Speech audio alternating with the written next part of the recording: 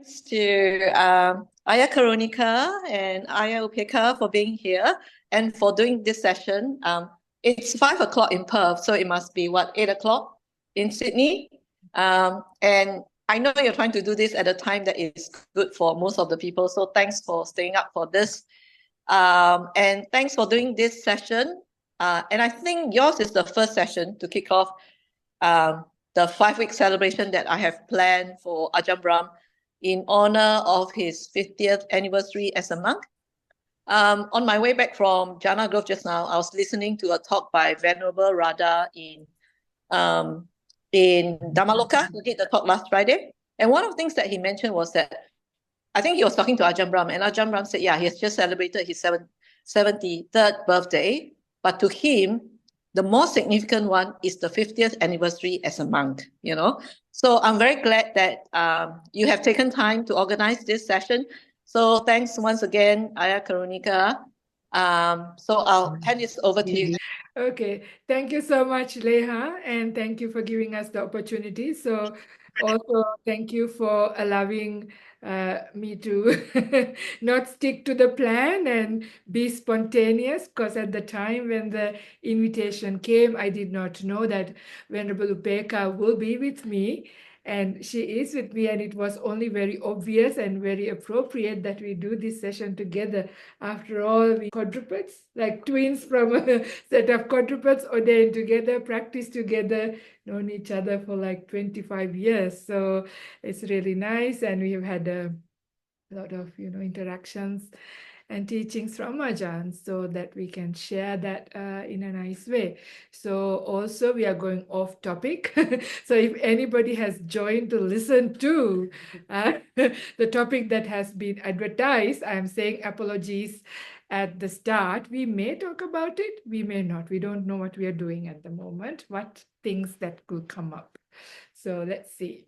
So Leha has also invited us to do a guided meditation.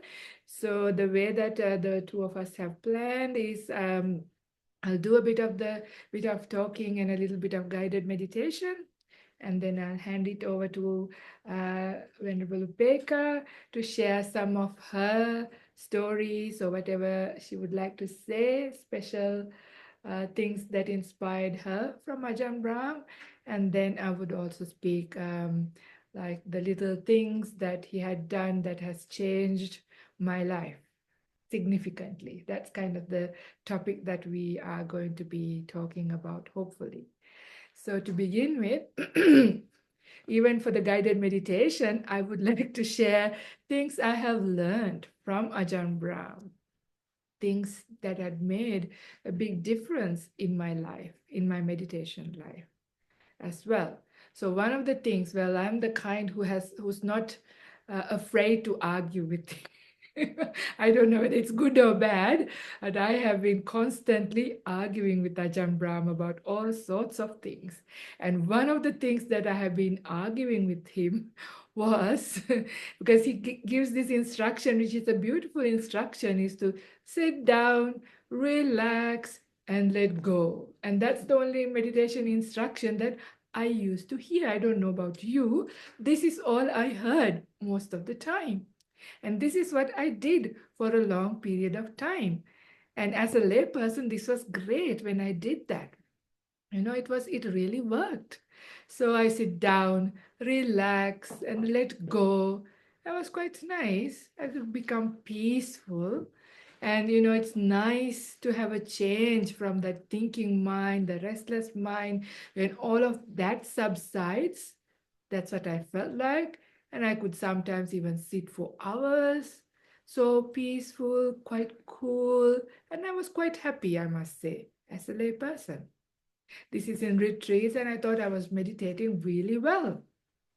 And my meditation was really great. So I thought.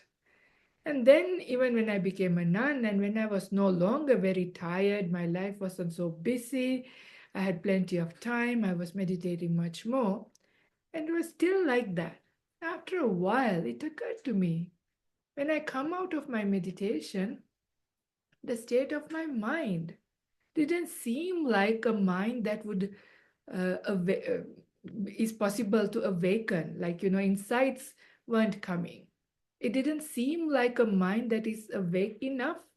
What I felt like was I could now go back to sleep and have a really nice, good sleep, which is fair enough. It's also nice to be able to have a good sleep, especially in, busy, busy times. And it also makes you feel energized. So I had energy from resting, but I was questioning the state of my mind. It didn't have kind of enough energy, enough mindfulness, so to speak. I didn't realize that before for a long time. It was, I was able to sit nicely, quietly, peacefully for a long time, and I thought that's great. But later I started to question, and that is when I started to argue with Ajahn Brahm. Who said, did Ajahn Buddha said to sit down, relax, and let go? Where did the Buddha say? So I was questioning and arguing and constantly going on and on. But Ajahn Brahm still stood his ground. Yeah, he kept standing his ground and said, no, this works. But finally, it took a long, long, long time. There was one day. It was a Saturday evening. Saturday evenings, we have a sit, meditation sit. But that Saturday was a very busy day for me. I had been working really hard, both physically and mentally. But of course, I can't ask for an excuse and please let me be excused from the sit. That doesn't really happen. So, of course, I had to go for the sit. So, this particular day, I don't know why, but for some reason, I decided I'm going to sit and I'm going to really face my yucky body and yucky mind instead of running away from it. Because usually I run away from it, right? When the body is tired, when the mind is tired, it's a kind of yucky feeling. So you don't want that. So this particular day, I thought, I'm going to face this. I'm just going to be with it. Never mind. I'm going to allow my yucky body and my yucky mind to be. So I really faced it. I just stayed with it, facing it, fully alert, fully awake with it. And lo and behold, Ajahn Brahm's instructions work. Yeah, it didn't take too long for my body's tiredness to go away. It didn't take too much time even for my mind to become peaceful. It started to have energy and it became quite bright quite quickly. So, in a most unexpected day, the most unexpected time, I had quite a peaceful, good meditation. After the sit, I reflected back and asked, what was different this time? There have been many Saturdays that I have been tired with a yucky mind and a yucky body trying to meditate. And this didn't happen. What was different today? And I realized for all these times, I have somehow missed a very important instruction that Ajahn Brahm has been giving. I have sort of not heard it. I mean, I have heard it, but I didn't pay attention to it. And you would laugh at this because this is a very obvious instruction, but for me, I have forgotten about it. I just sit, let go, and relax.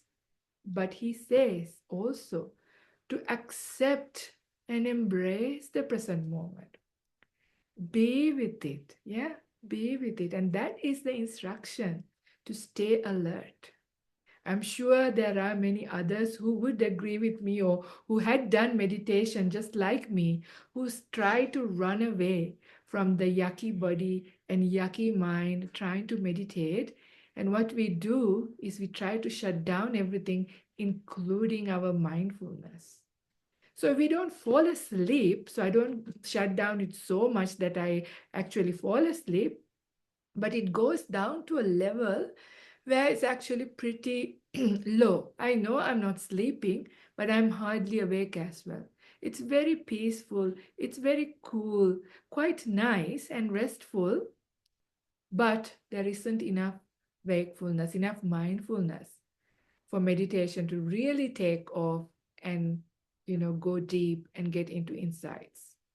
So this is really important. So when this happened, actually I went and apologized to Ajahn and asked for his forgiveness. He was laughing at me. Yeah, this is what happens sometimes to us. Just wanted to share this because this can happen to us. Sometimes we hear only what we want to hear. Sometimes we miss out on very important instructions, both in meditation, both in Dhamma, but also in day-to-day life. So it taught me many things. Also, it taught me how to meditate properly. So I'm going to use that again today that I have mentioned that. So for many of you also, maybe being Sunday, maybe you're not as tired, but Leha just mentioned that he's just come back from Jhana Grove and feeling quite tired. So even on a Sunday, sometimes we have been doing things. So if you too are feeling tired, if you are feeling like, a bit yucky in your mind, in your body, never mind. Remember, for the next little while, we are going to just allow those things to be. So since then, I have developed this attitude to look at my body and my mind as my best friend. How would I treat if it was my best friend who was feeling tired, who was feeling a little uncomfortable, achy body? I would be very kind. I would say, I would do whatever they need to make their time comfortable, right? So, in the same way, I'm trying to have that attitude of being kind, accept, have a bit of love and care to this yucky body and yucky mind. So have that kind of, so I invite you all to have that kind of attitude. This is Ajahn Brahm's kindfulness practice. Yeah, this came much later. This is a much more recent years teaching. But this is that power of kindfulness, not just mindful, but kindful. Yeah, so you are kind to the present moment, not running away from it, but being here, be with it, be kind to it, and allow things to settle down and see what happens. No expectations. If you're really tired and fall asleep, never mind, you'll wake up and become alert. Yeah, but be with it. Yeah, as long as possible, as just accept the present moment. So this is what I'm going to share for this little while. So let's sit and be with here, be with now, and allow our body and mind to settle down and become peaceful.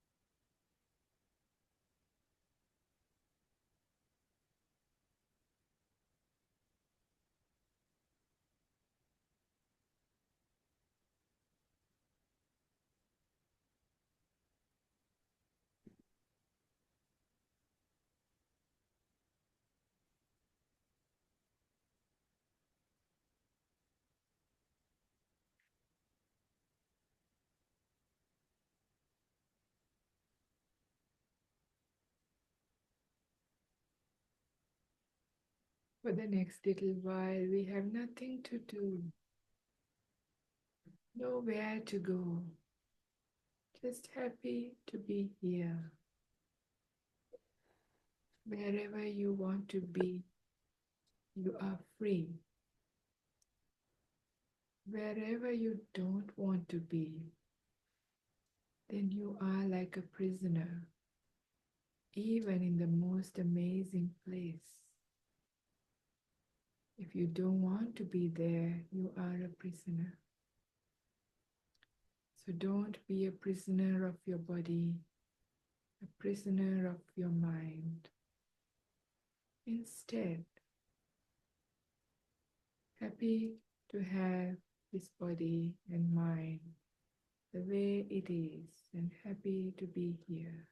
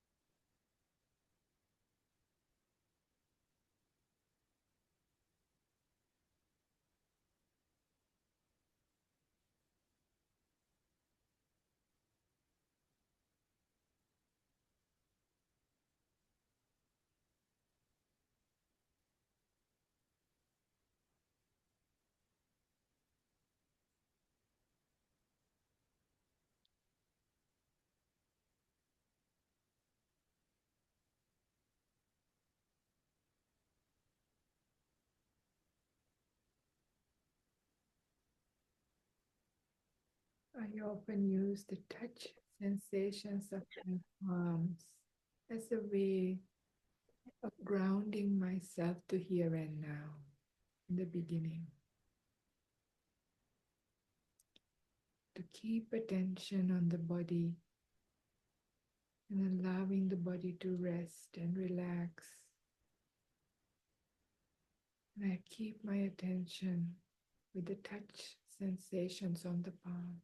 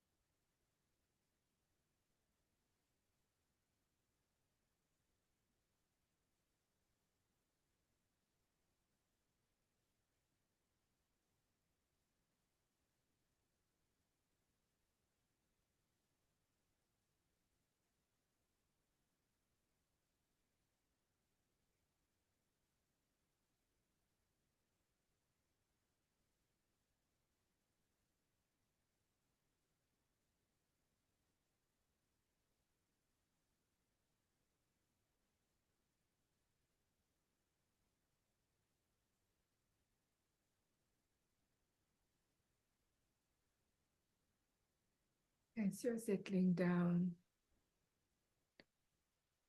as you're becoming a bit more alert, if you can see the natural flow of your breath, then you can shift your attention to the natural flow of your breath and be with the breath. Just know it as it comes in and know it as it goes out.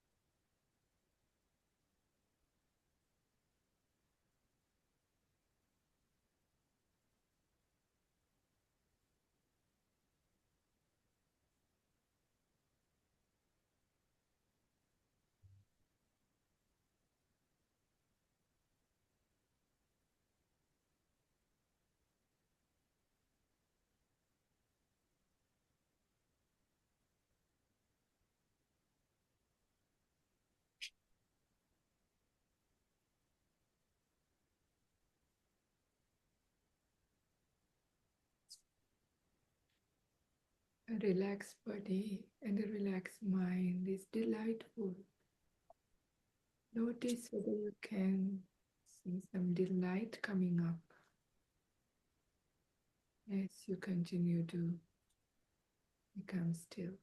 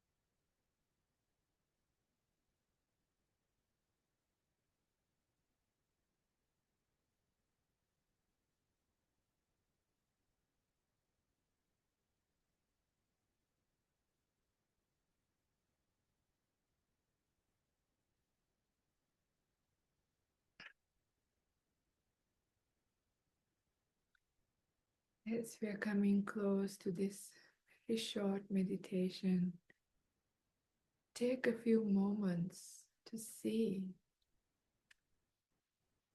how do you feel now? How is your body? And how is your mind?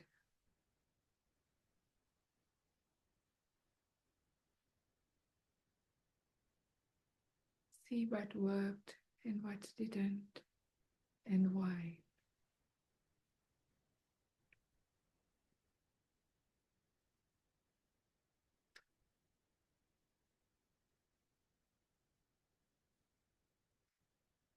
Now I invite you to take 3 long, deep breaths, and at the end of the last one, you can open your eyes and come out of meditation.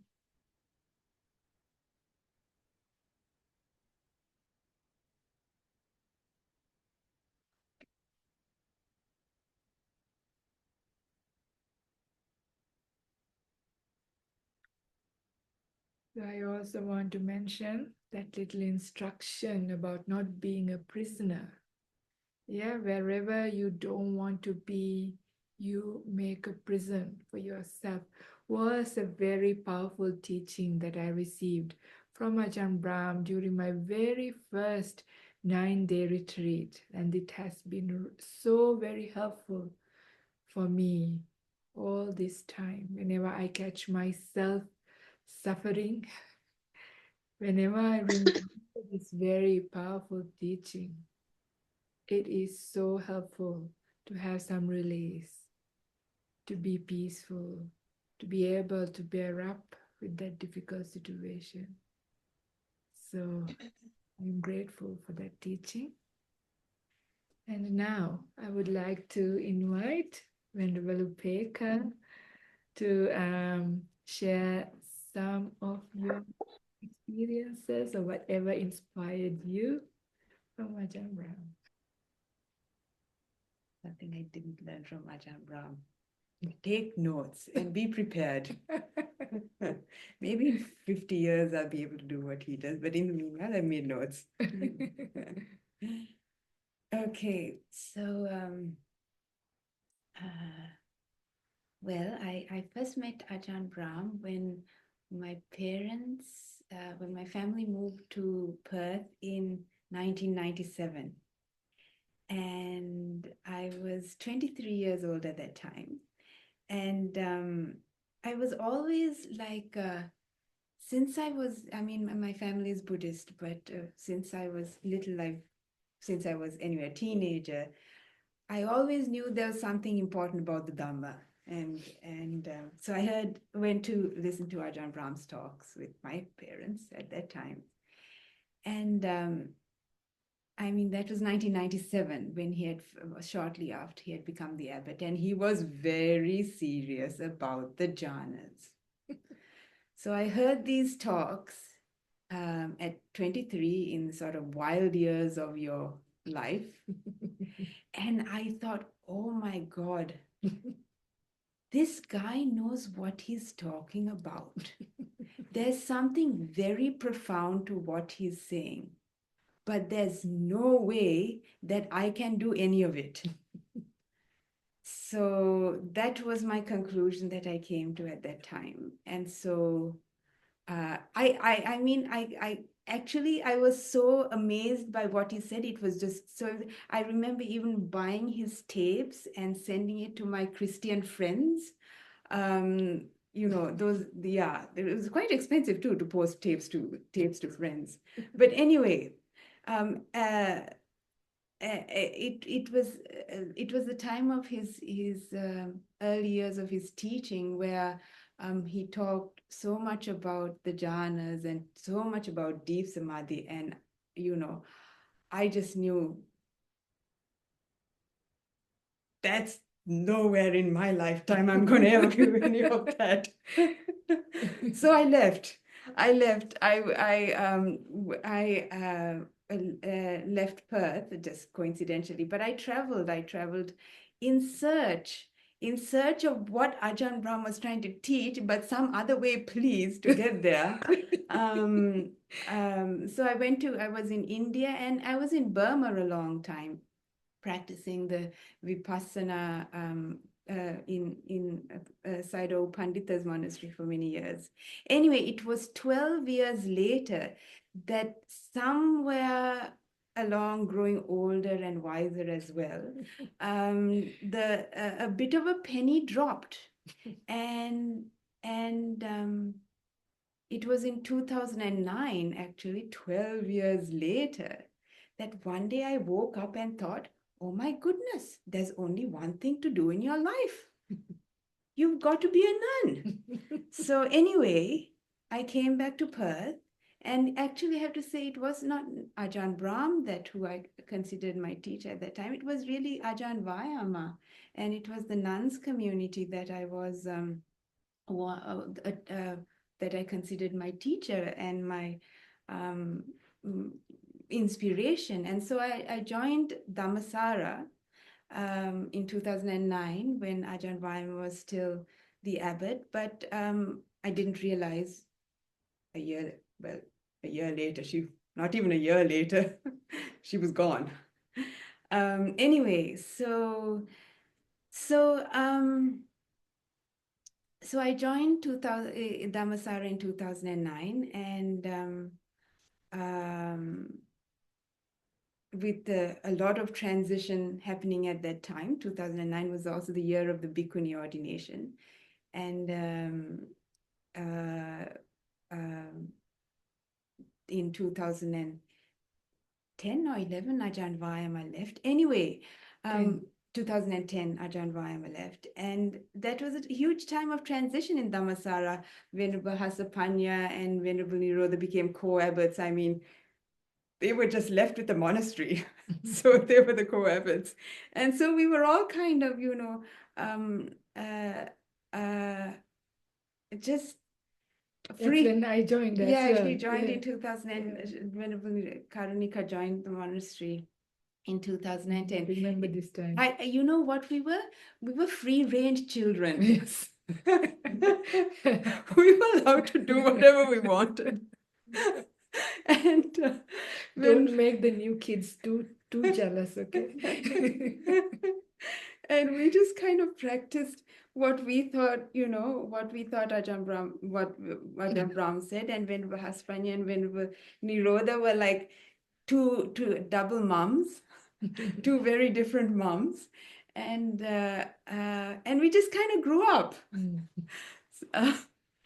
So it was somewhere along those free-range years that we didn't see much of Ajahn Brahm because, we were sort of didn't have a vehicle, etc., and going to Bodhinyana was a big ordeal. But somewhere along the line, I reconnected. I reconnected not only because I had changed, but because in that time, Ajahn Brahm and the way he taught, he had also changed. And that sort of hard line samadhi or bust teaching that I thought, well, that's how I heard it. He realized nobody else was doing it, only he was doing it, so he better come down, lower his expectations, and change the way he taught. And so for the first time, I actually started to understand what Ajahn Brahm was trying to teach. And I was thinking what it was that somehow made me go like, oh my God, I actually can do some of what he's talking about. And so it was no longer this, Bible of the stages of meditation that I like put aside. That's not me. And not the breath, that's not me either. But it was he was starting to focus on the attitudes one has to meditation. It was not so much the sort of stages of meditation.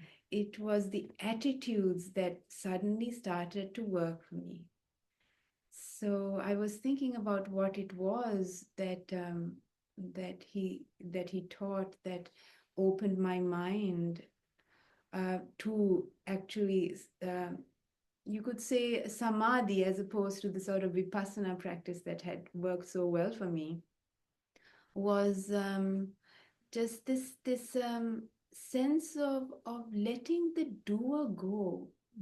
That was something that really resonated, to stop controlling and stop that sense of managing your mind and manipulating that we sort of constantly do, with the sort of hope that the suffering goes away. That was that to this day, that's one of his one of the ways that he taught that has helped me so much. And also his emphasis and his personification of kindness. He is what he says he does. He is unjudgmental, accepting of the most idiosyncratic people, and keeps on just seeing the best in everyone. Extraordinary. Over years and years and years and years, the most hopeless cases, the ones you think like, oh my God, why is he wasting his time? He just has the highest, he sees the absolute best in you, and you can't help but see, well, in that case, I might have a possibility as well.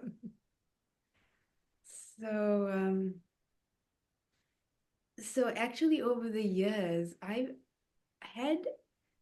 one of those people, I've had very little personal contact with Ajahn Brahm, unlike Venerable Karunika or many other, actually, yeah, I mean, lay people anyway. I think I can count on my hand the number of conversations I've had with him.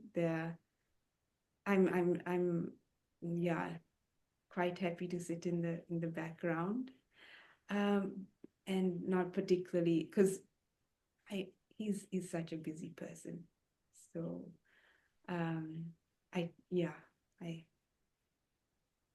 yes. But so even though I haven't sort of had lots of chats with him, personally, I think he has, rather than his time, what I've received was just a far greater gift. Because the effort he has put into giving women the opportunity to be fully ordained, not only to be fully ordained, to have really the best conditions to practice to the fullest. Like in Dhammasara, really, we live on 583 acres of virgin bush, bushland that has not been touched by civilization. The kuti that I lived in for many years, some fortune that I had, was the one, if you know, on at the campsite on top of the hill where Ajahn Vayama's caravan was. And for many years, I mean, all I looked over after Dana was the granite outcrops and the undulating hills of the Darling Range, and no sound of traffic, just the bush, the caravan, and me. And in those years that I really had nothing much to do. Oh, yeah. You can't help but the stillness of the forest, the beauty of the forest. You can't help but it imbuing that stillness, imbuing that silence. So in the evenings, sitting in the caravan, up on top of the campsite, the mind just becomes quiet, becomes still. And even though it's only a small taste of what Ajahn Brahm talks about, that happiness that comes from a quiet mind, a mind that is not burning with thoughts, just to have tasted that and realize that that is a happiness that I cannot find anywhere else. Nowhere in the world can there be a happiness like that.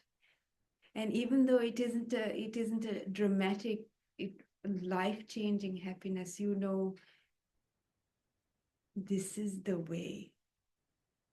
This is the way. And so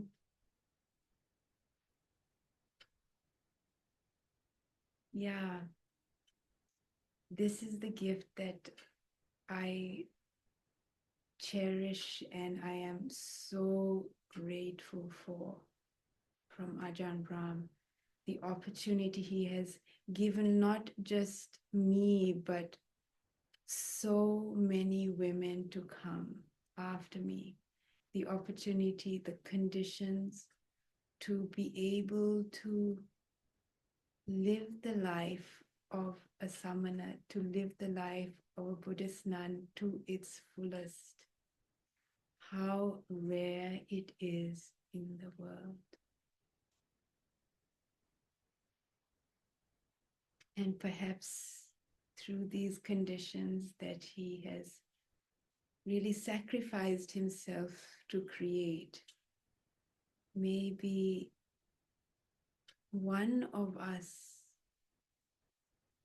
will be able to see the Dhamma and truly come to the end of samsara. It's in the palm of our hands. The conditions are there. So,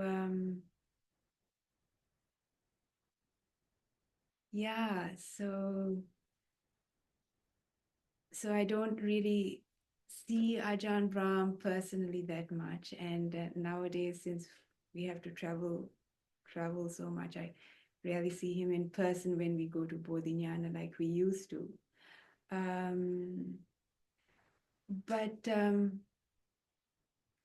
just knowing that there is Ajahn Brahm exists in the world, and just his just the times that you see him online, like so many people, for me sometimes in person, it just his presence, you know, it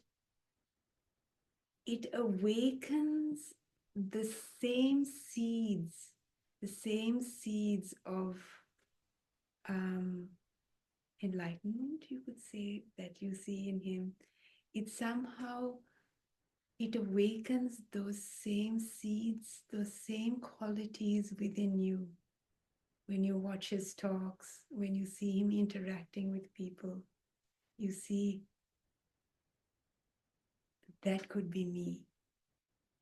And I was just reflecting on some of the qualities that really stand out about Ajahn Brahm for me, because, you know, there are some really extraordinary qualities. But I was thinking before I came, the two things. One thing is that that he really doesn't condemn anyone. He doesn't condemn anyone to be a hopeless case. He doesn't judge, and he sees the highest potential in every single person that is sitting in front of him. There's someone I know very well, who you could say made a serious mistake in his life.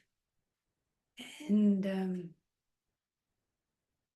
Ajahn Brahm gives people a chance. He gives people a chance.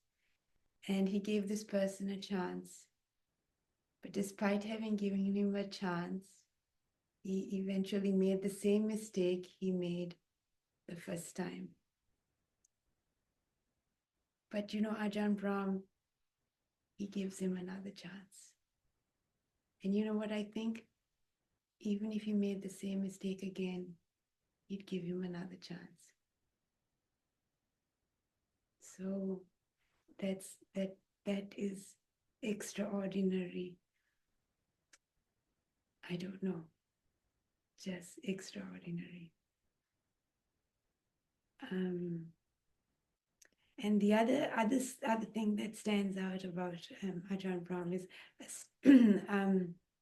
he tells the story about being in Sri Lanka and visiting a monastery in Anuradhapura. I think it was like the Mahavihara or something. And anyway, there's a book where you write your donations, your name and your donated amount, to keep a record of all the people who have come to this great vihara over the, must be centuries, I guess.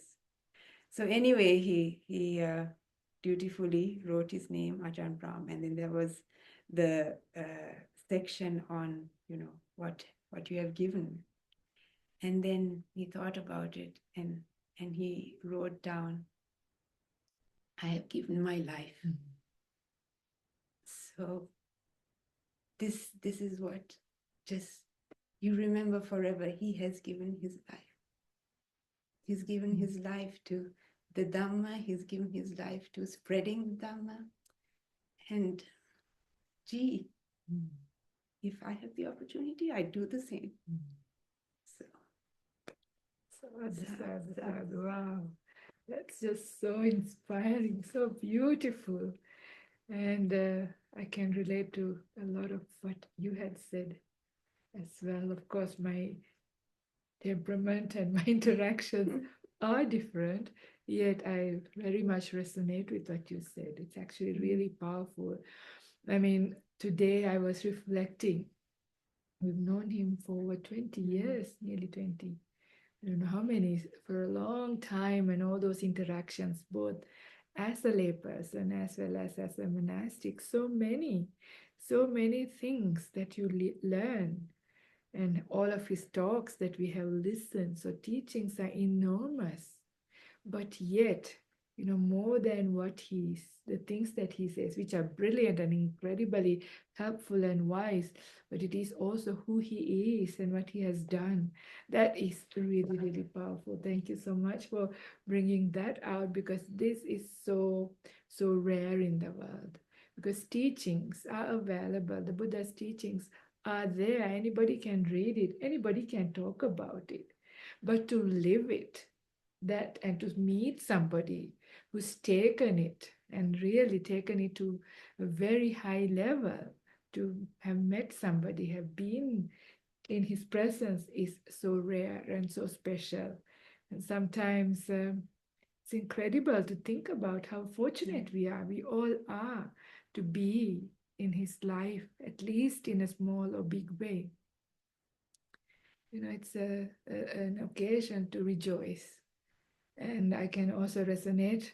You are talking about another person who has he has forgiven many, many times, but I myself, being quite naughty at times and doing all kinds of stuff, having interactions with him, I have really, asked for forgiveness many times, and I have reoffended just like this other person many times, all stupid things, but every time he asked me, how many times should you forgive oneself? Then I become silent because I know the answer, but he said, always one more time. Yeah, and he's always very sincerely, and he really sees the best. Even things that you can't see in yourself, he's able to see. And that is so powerful, because you wonder at times, why? Why does he tolerate this? Yeah, why does he? And he never really tells you off. Yeah, he never tells you you are bad and don't do this. He never do that. Instead, he always trusts you. Incredible trust that he has, incredible faith and confidence he has in people. That itself is an incredible driving force for us to live up to our best and give up whatever is our worst. At least that has been very helpful for me. His um, who he is and what he does has been the most inspirational teachings and things that has changed my life personally for me. Like like everybody else, even in monastic life, we too have rough patches, difficult times that we go through from time to time. And on one occasion, I wrote to him and said, I need some time. I need some time to talk about all of my problems. It seems like there's so many going on at the same time. I can't handle it. So, of course, he gave me time. Usually, he gives, 20 minutes, half an hour, because I ask too many questions anyway. So, you always tell me beforehand. But this time, he said, I can give you 45 minutes or even more if you need to, no problem. And he really, gave that time, and he turned up on Zoom. So, of course, on Zoom because uh, I was far away at the time. And then when we started the meeting, for me, the first thing I ended up saying was, Ajahn, there's no point talking about all these problems. There's too many, and talking about it is going to just only make me more tired. Instead, I just want to become peaceful. Instead, I want to incline my mind to Dhamma. Yeah, that's all I want to. There's no point in talking about all those things. My initial plan was to talk about them and ask for his advice and ask for solutions. But anyway, this is what came out of my mind. And he said, very wise, that's a good idea. He very quickly jumped at it. He was very happy not having to listen to all of my problems and difficulties that I was having. So instead, he said, okay. And he started to talk about, about peace, about stillness, about all these things that he talks about meditation and living a simple life, how wonderful it is, all of those things. So I closed my eyes and I was listening to him and inclining my mind to whatever he was telling. And he only spoke for 5 minutes. And after that, for the next 40 minutes, we both meditated on Zoom. Yeah, he didn't say, you don't have any questions. This is a waste of time for me. Okay, bye-bye. I'll talk to you next time. He didn't do that. He gave me the promised time. And he meditated with me. It was so, so beautiful just to sit with him in silence, so many thousands of miles apart, yet giving you that time, giving you that kindness and being with you was so helpful for me, so beautiful to experience that, and many other times as well. This happens to me Meditation. from time to time. And Yeah. And another time, I was saying, oh, I don't have much contact time anymore because I live far away. And I met him at an ASA conference. And beforehand, I said, I'm especially coming for this very, to me, I'm sorry to say, but this Australian Sangha Association meetings are a bit boring. So I told him the only reason I'm coming is to see you and have a bit of time. So will you give me some time? Of course, it's a meeting. There's very little time left. But you know what? After lunch, I was somewhere in the back of the hall, and he came and sat next to me. We were just sitting through the session, but he sat next to me.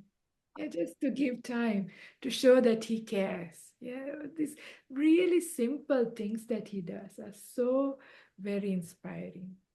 And there's so many random memories and random stories to share. One of my very early memories, also showing him kindness to even other people, was when I was a layperson. We used to go together on Fridays. Remember, we used to take dana every Friday for many, many years.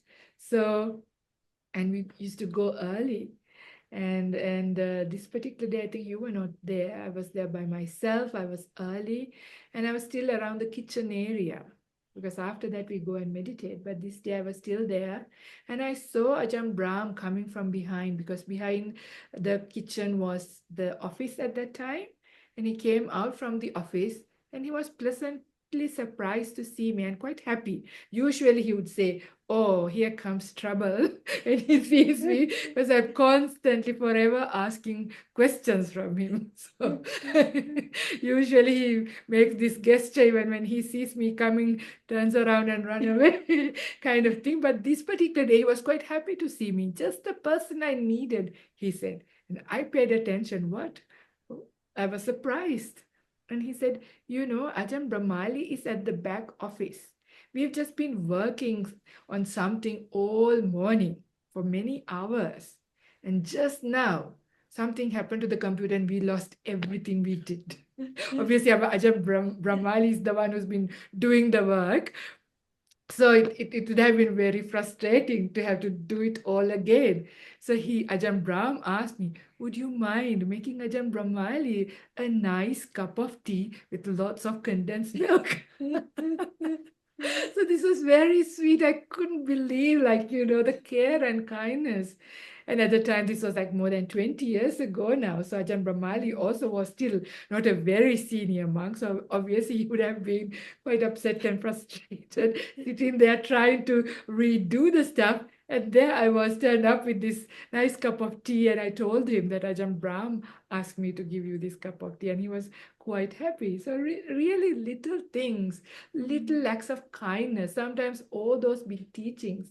And then you have these little things that he lived, his lived experience of being a kind person is so life-changing. Yeah. So you never forget these little things, right? Little things that he does, little gestures. Yeah.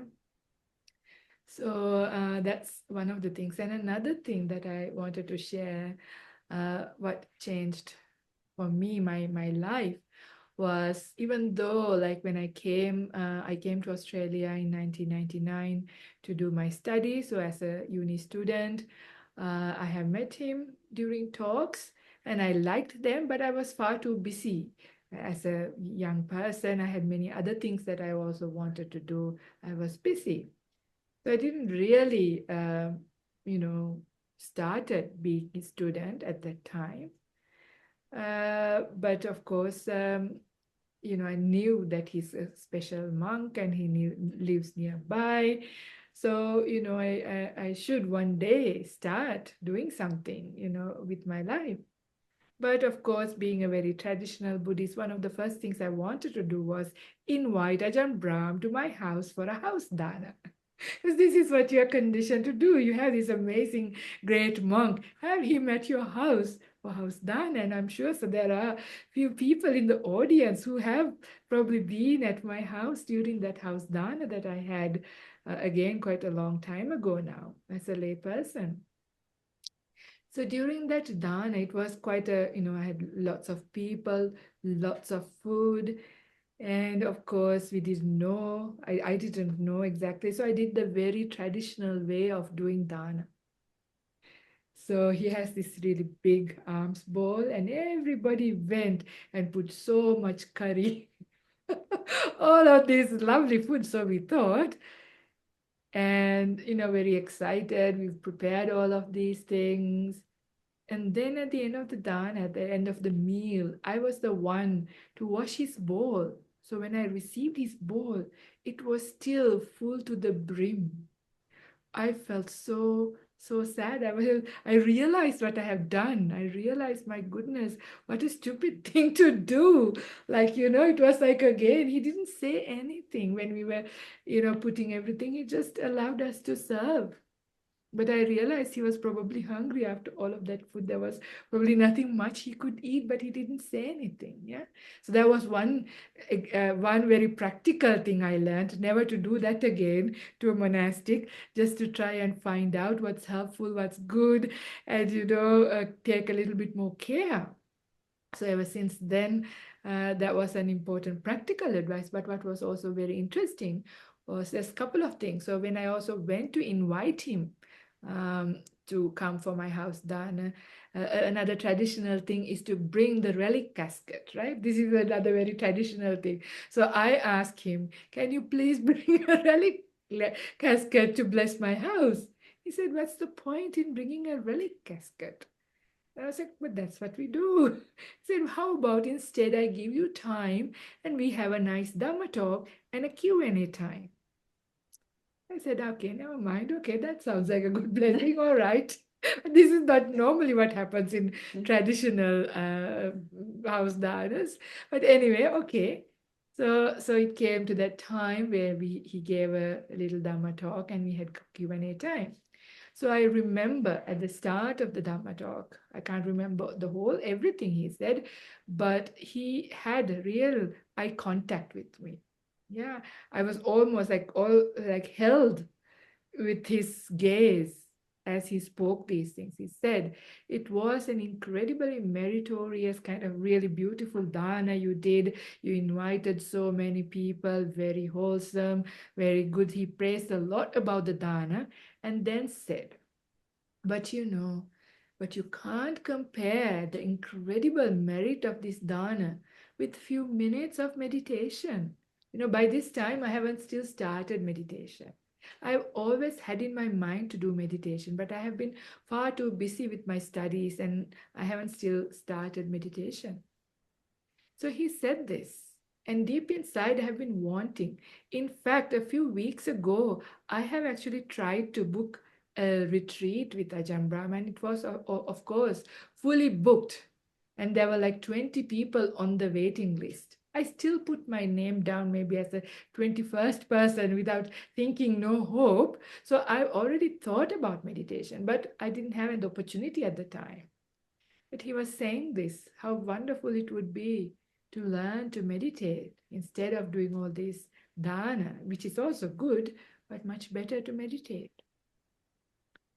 So a few days later, after this dana, I got a call from BSWA, from the retreat organizers, and said there have been some cancellations and all the people who are in front of you in the waiting list, nobody's able to make it. Are you available? I was like, what? I couldn't believe my luck. I didn't even ask from my work whether I have leave. I said yes. I said yes, and I then went and told my boss, well, I would like to go on a retreat and I'm going. I didn't ask, can I go? Can I have leave? I said, I'm going. I didn't even mind losing my job if they said no. That's how much I wanted. Yeah, it was so inspiring. Like when he says something so sincerely, so beautifully as well. So this was really the turning point in my life for me, and then that was my very first meditation retreat. And I went without knowing anything, without having meditated, done anything. I just went for a 9-day retreat. I knew him to be a very kind monk. So I thought, at the very least, I'll just eat and sleep and have a good time. That was my attitude. I didn't think about jhanas. I didn't know anything about anything. I just went. Yes, I just went without expecting anything. And then I just listened. And I remember the very first talk in the morning. Yeah, I remember. He spoke in a very strange way. He had many gaps. Yes, he spoke, just like now. And he asked, what are you doing? What are you doing between the gaps? And I realized we are waiting. So this was for the whole audience. I was realizing that this is the present moment. And this was my very first encounter with the present moment. That's why I remember it was so significant moment, because all this time I've never really understood what present moment was. I have never stopped, just thinking about the future, about the past, being busy, doing a million things in one time, multitasking. This is all I've known. And this was the very first time I met the present moment, and it was so profound, so beautiful. So I listened, And I listened and I just did whatever he said, little simple things. It was quite an interesting, beautiful experience to find peace from within, my very first time. Because for all my life, I've been searching for peace. I've been searching for happiness. And I've always been searching for those things in outside, like in things, in my shopping or with my friends, with the people. So this is where I've always been looking for happiness. That's all I knew as happiness. But I had a problem. I had a problem because outside things were not under my control. And at times, because of whatever somebody did or said, my happiness was shaken. And I felt quite uncomfortable when my happiness was shaken like that by other people and other things. So when I went on this first retreat and was able to find happiness and peace from another place that I never have experienced before, that was so, so life-changing for me. Finally, I realized, my goodness, this is so different. This is far better, far superior than any kind of happiness. I'm not talking about jhanas. I'm talking about very simple, peaceful meditation. Even that, the joy and the peace of my very first retreat was so beautiful that changed my life. And since then I became what you call a meditation junkie. So from that time onwards, every retreat, I think up until I ordained, I went to every retreat he gave in Perth. Which is very fortunate, very good luck to be in the same city and had that opportunity, but it was so beautiful. Yeah, and this is where, and he would say sometimes in the retreats, I remember my name was Kemanti, Kemanti is one day going to lose her head, not head, hair, because I had long hair, and she's going to be a nun. I was like, no, I never thought becoming a nun was not in my agenda at all. I mean, I wanted to practice, but nuns are hardly there. Yeah, and I never connected, unlike Venerable Upekkha, I never connected with Dhammasara and the nuns there. So I never thought about that. But he would say from time to time. And little did I know the transformative power he has, with his teachings and everything. It took less than 5 years, I think, from my very first retreat to losing all of my hair and having brown robes. Quite remarkable. They're quite powerful when in being with somebody so amazing, so wise, so kind, and do what he says, practice these teachings. So this is what is really, I think, very powerful, as you said, for us. So there are many, many, many stories. I think we can go on for hours talking about Ajahn Brahms, the very special kind of incidences. But time is coming close to, I think we have another 10, 15 minutes left. Maybe it is also a good time to open up for questions. So if you have any questions, you can unmute and ask, or you can put into the chat. I might say something that was also quite outstanding. That was quite a recent experience. And that was during the last ASA meeting that was held in Sydney. I don't know whether you all know about the Ambedkar Buddhists. These are a group of people. They are in India, they are called Dalit, or they are untouchable people. Yeah, they were called Dalit or untouchables. So they are being treated quite badly, usually in society. And even outside of India, even living in Australia, they have been having, some of them, a hard time. And they came to the ASA meeting just to ask for some support, and also to say how, because they are also Buddhist, so how the Australian Sangha Association could help them. So they gave a speech about their community and things like that. And I have never seen really Ajahn Brahm being so moved by listening. Like you could see incredible amounts of compassion coming from his heart. Like, having known him for a long time, and I have had the fortune to have quite a lot of contact time with Ajahn Brahm in various different ways, like during business meetings or meditation, teaching, all kinds of situations. And I have seen him, but I have never seen him with such incredible compassion. Yeah, and anyway, so like at the end of the forum or whatever, the session, he went up to these people and he grabbed their hands and held it for a long time. I was wondering what he was doing. Later I realized because they were supposed to be untouchables, right? So he was like holding them, showing so much incredible kindness. I could see, I was watching from a distance. And then they asked, is it possible to meditate with you? They asked. So the meeting has ended. So it was free time. It was evening time. He said, why not? He said, how long would you like to meditate? So the people said, for about an hour. He said, fine. And we were at Nantian Temple and the nuns opened the meditation hall. So I was also very fortunate to go along with them. There was only very few of us.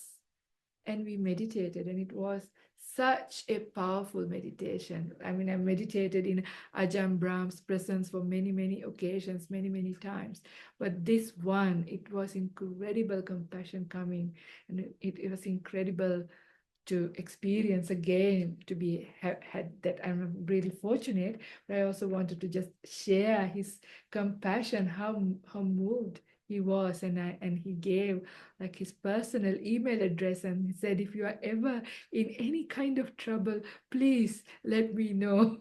As I have some good contacts, I'll try to help. So sweet. It's like, it's not that he has all this time, he's so busy, yet he's just incredible. Yeah, just wanted to share that. Let's see whether there's something in the chat now. Okay, thank you so very much, Therese, for the very nice Dhamma talk and sharing your experience on our revered teacher, Venerable Ajahn Brahm. Sadhu, sadhu, sadhu. I'm glad I rushed back after the Sutta class and Dhamma Loka to be at home in time to join your Dhamma talk. Fully worth. Okay, thank you so much. Who is that? This is okay. Uncle Ananda. Thank you, Uncle Ananda. Okay, so there is that's Auntie Chetasi and everybody. Many thanks to both Venerables sharing your experience with Ajahn Brahm. We are so inspired. Okay, that's Uncle Amita. Thank you.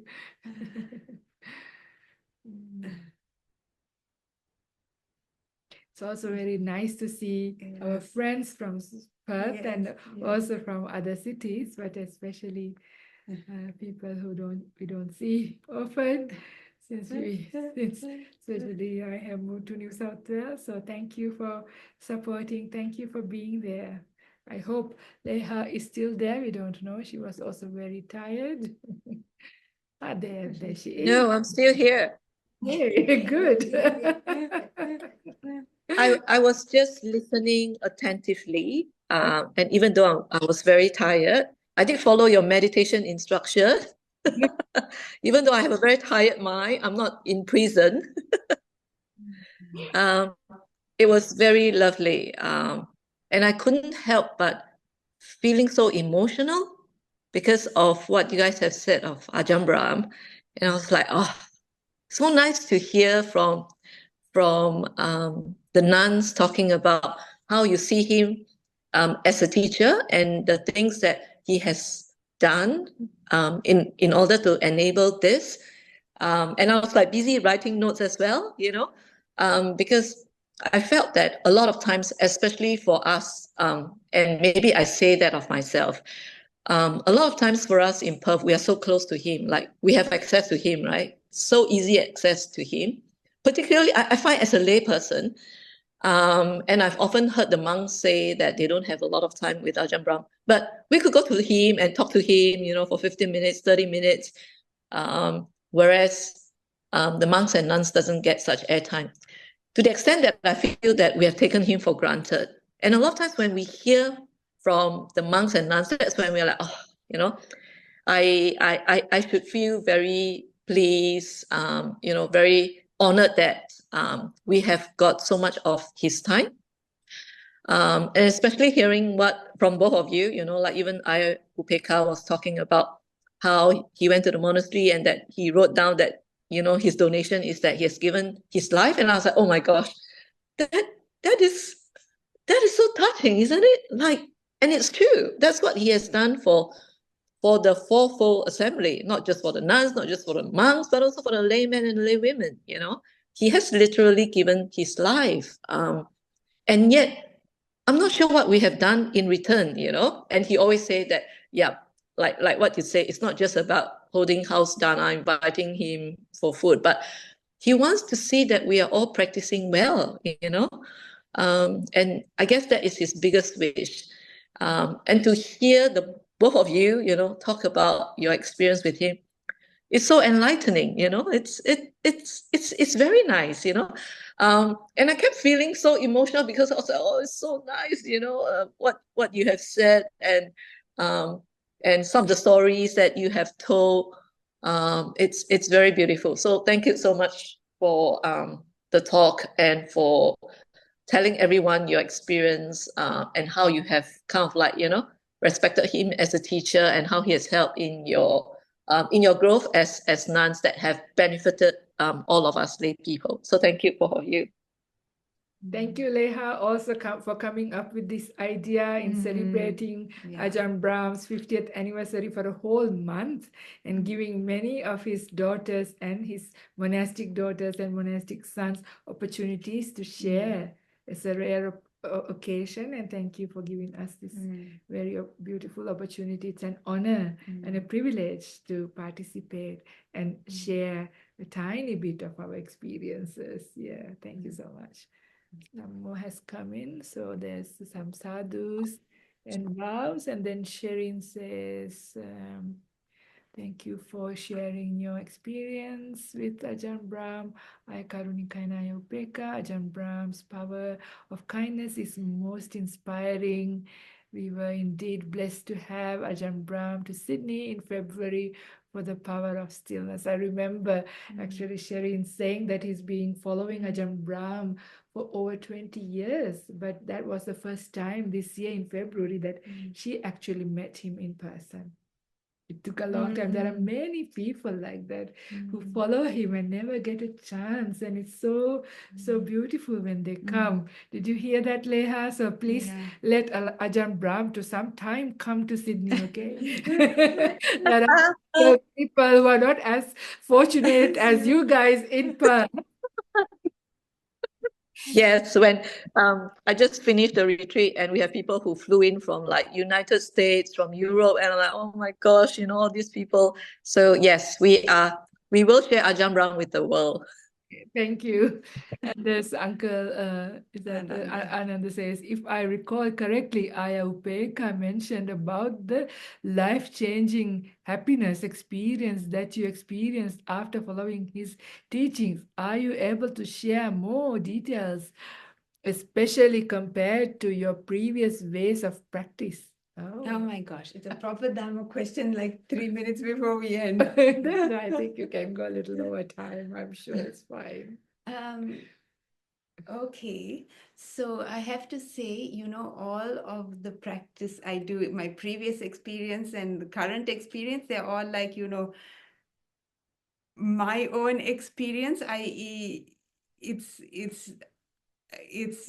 not, I'm just, small child trying to do these things. So, so it is not at all a reflection of either practice. It's just my experience. But so what helped me with Ajahn Brahm's teaching compared to what you see, actually, all those practices, whether it was the Burmese Vipassana, Mahasi way, or Ajahn Brahm's way, all of them, we only take of it what we can understand and how it helps us in some way. So what I took from the Burmese system was that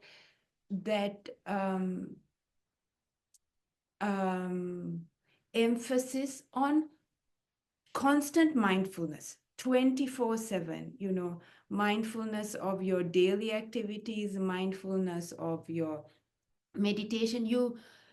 You keep going throughout the day, and also being very, very aware of your mind and body. So not just your sort of some meditation samadhi, but also what's going through your thoughts as you practice, what's going through your thoughts as you go through the day, how your body is moving. So that's what I really took from the Burmese, what helped me from the Mahasi system. And then when it came to Ajahn Brahm, what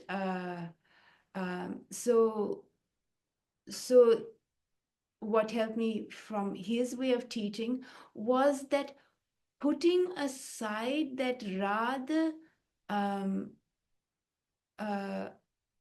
busy mind of busy being mindful. And getting a little bit caught up in you're not really being mindful, you're actually kind of a little bit manipulating.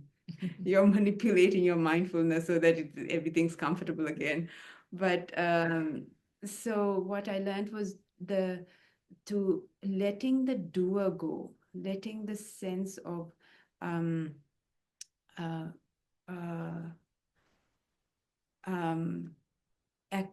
sort of busyness of watching this and watching that, and just seeing who is the observer and letting the observer fade away, not in a big sense, but the busyness of the observer, to let that go, to watch the watcher and see, let him slow down, let her slow down. I don't know if that makes sense. Yes.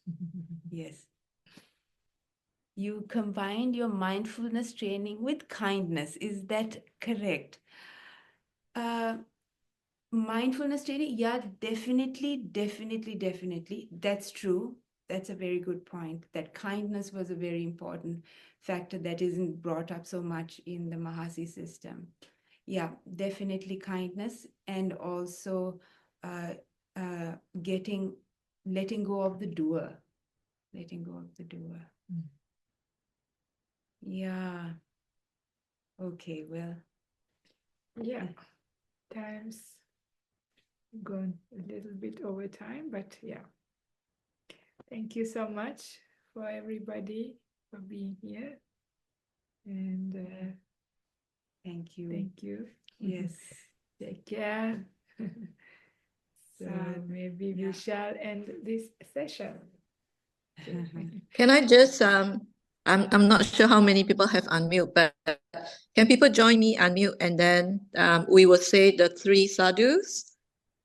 Okay, so I'm just going to start. Doesn't matter if it's just coming from me, but yeah. Okay, so everyone, Sadhu, 1, 2, 3. sadhu, sadhu, sadhu.